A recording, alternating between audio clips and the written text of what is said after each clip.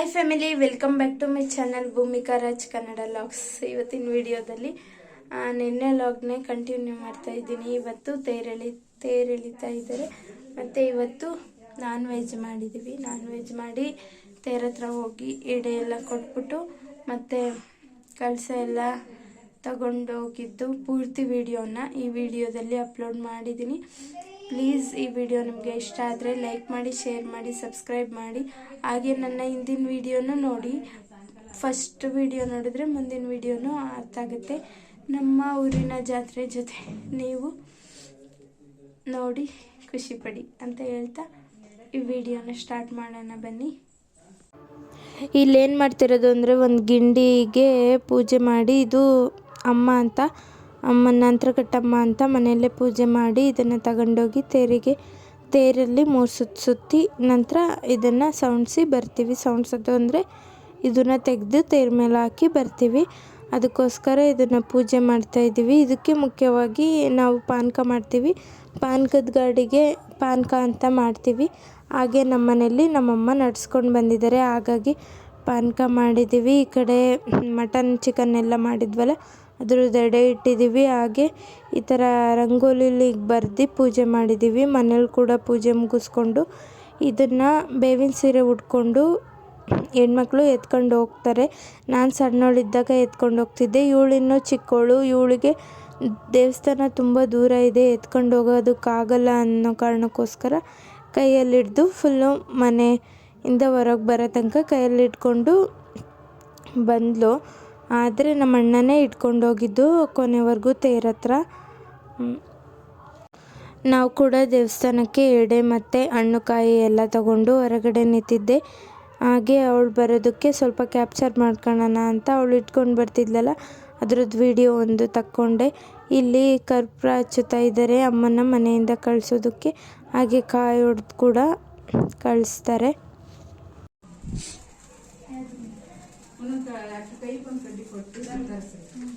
ಇಲ್ಲಿ ಹೊಡೆದಿಡ ಆ ಕಡೆ ಕಡೆ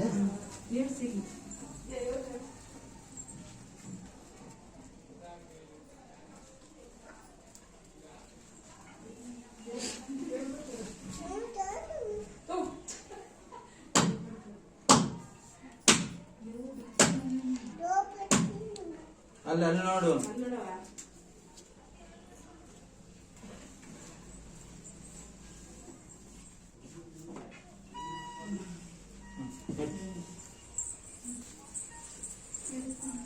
ನಡಿ, ಸುಡಲ್ಲ ನಡಿ, ಬಾ ಇಲ್ಲಿ ಬಾ, ಸುಡಲ್ಲ ನಡಿ, ನಾನ್ ದಾಟಿಸ್ತೀನಿ ನಡಿ.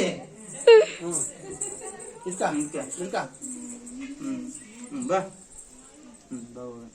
ಈಗ ನಾವು ಮನೆಯಿಂದ ತೇರ ಹತ್ರಕ್ಕೆ ಬಂದ್ವಿ. ಎಷ್ಟು ಚೆನ್ನಾಗಿ ಅಲಂಕಾರ ಮಾಡಿದ್ದಾರೆ ನೋಡಿ. ತೇರನ್ನ ಅಲಂಕಾರ ಮಾಡಿ ದೇವಿನೂ ತುಂಬ ಚೆನ್ನಾಗಿ ಕಾಣಿಸ್ತಾ ಇದ್ದಾರೆ. ನಾವು ದೇವಸ್ಥಾನದೊಳಗಡೆ ಹೋಗಲಿಲ್ಲ. ನಿನ್ನೆ ನೈಟೇ ನಿಮಗೆ ದೇವಿನ ತೋರಿಸಿದ್ದೆ. ಅದಕ್ಕೆ ಇವಾಗ ಬೆಳಿಗ್ಗೆ ಹೊತ್ತು ತುಂಬ ರಶ್ ಇರುತ್ತೆ, ಹಾಗಾಗಿ ಅಂತರಘಟ್ಟಮ್ಮನ ಹತ್ರ ಹೋಗಲಿಲ್ಲ. ಇಲ್ಲೇ ಹೊರಗಡೆನೇ ಪೂಜೆ ಮಾಡಿಸ್ಕೊಂಡು ಎಡೆ ಎಲ್ಲ ಕೊಟ್ಟು ಬಂದ್ವಿ. ಹೀಗೆ ನೋಡಿ, ಇದೇ ಬೇವಿನ ಸೀರೆ ಅಂತ ಎಲ್ಲರೂ ಉಟ್ಕೊಂಡು, ಅಂದರೆ ಮನೆ ಹೆಣ್ಮಕ್ಳು ಎಲ್ಲ ಉಟ್ಕೊಂಡು ದೇವಿಗೆ ಇದೊಂಥರ ಹರಕೆ ಇದ್ದಂಗೆ. ಕೆಲವೊಬ್ಬೊಬ್ಬರು 3 ವರ್ಷ ಮಾಡ್ತಾರೆ, ಕೆಲವೊಬ್ಬೊಬ್ಬರು ಜೀವನ ಪೂರ್ತಿ ಮಾಡ್ತಾರೆ.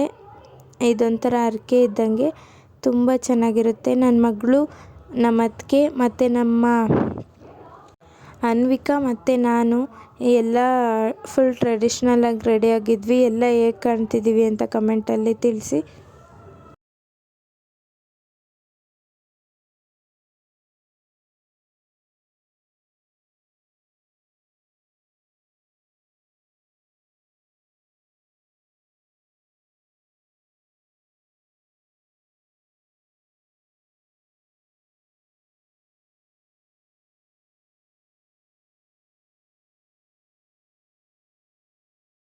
ಹಾಗೆ ತೇರ ಹತ್ರ ಎಲ್ಲ ಪೂಜೆ ಮುಗಿಸ್ಕೊಂಡು ಮನೆಗೆ ಬಂದು ಸ್ವಲ್ಪ ಹೊತ್ತು ಊಟ ಮಾಡಿ ಮತ್ತು ಬಂದಿರೋ ನೆಂಟರಿಗೆಲ್ಲ ಊಟ ಎಲ್ಲ ಬಡಿಸಿ ಆಮೇಲೆ ಸ್ವಲ್ಪ ಹೊತ್ತು ಮಲಗಿದ್ವಿ. ಆಮೇಲೆ ಎದ್ದು ಇವತ್ತು ಸಂಜೆ ಒಂದು 5 ಗಂಟೆ ಹಂಗೆ ಎತ್ತಿನ ಗಾಡಿ ರೇಸ್ ಇತ್ತು, ಎಲ್ಲ ಹೋಗಿದ್ವಿ. ನಾನು ನಮ್ಮ ಅತ್ತಿಗೆ ಹೋಗಿದ್ವಿ. ಪಾಪನ ನಾನು ಮನೆಯಲ್ಲೇ ಬಿಟ್ಟೋಗಿದ್ದೆ.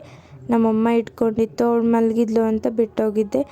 ಆಮೇಲೆ ಅನ್ವಿಕನ್ನ ಅವ್ರ ಅಜ್ಜಿ ತಾತ ಕರ್ಕೊಂಡೋಗಿದ್ರು. ಹಾಗಾಗಿ ನಾನು ನಮ್ಮ ಅತ್ತಿಗೆ ಇಬ್ಬರೇ ಹೋಗಿದ್ವಿ. ಎತ್ತಿನಗಾಡಿ ರೇಸು ತುಂಬ ಚೆನ್ನಾಗಿರುತ್ತೆ.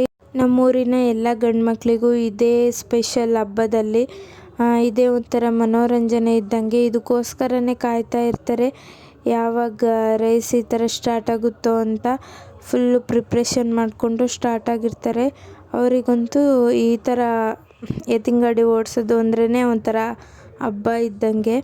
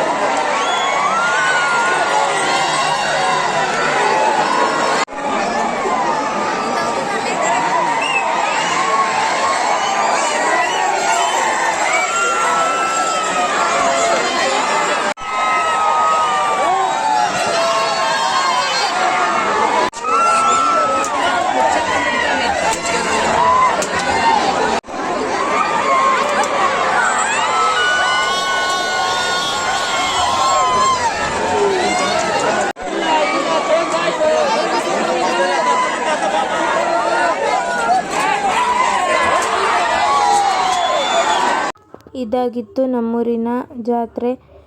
ಇನ್ನು ನಾಳೆ ಹೋಳಿ ಇದೆ ಮತ್ತು ದೇವರ ಉತ್ಸವ ಇದೆ.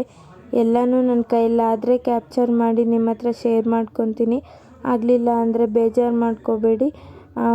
ನನ್ನ ವಿಡಿಯೋ ನಿಮಗೆ ಇಷ್ಟ ಆದರೆ ಪ್ಲೀಸ್ ಲೈಕ್ ಮಾಡಿ, ಶೇರ್ ಮಾಡಿ, ಸಬ್ಸ್ಕ್ರೈಬ್ ಮಾಡಿ. ನನ್ನ ವಿಡಿಯೋ ನೋಡಿದ್ದಕ್ಕೆ ಥ್ಯಾಂಕ್ ಯು.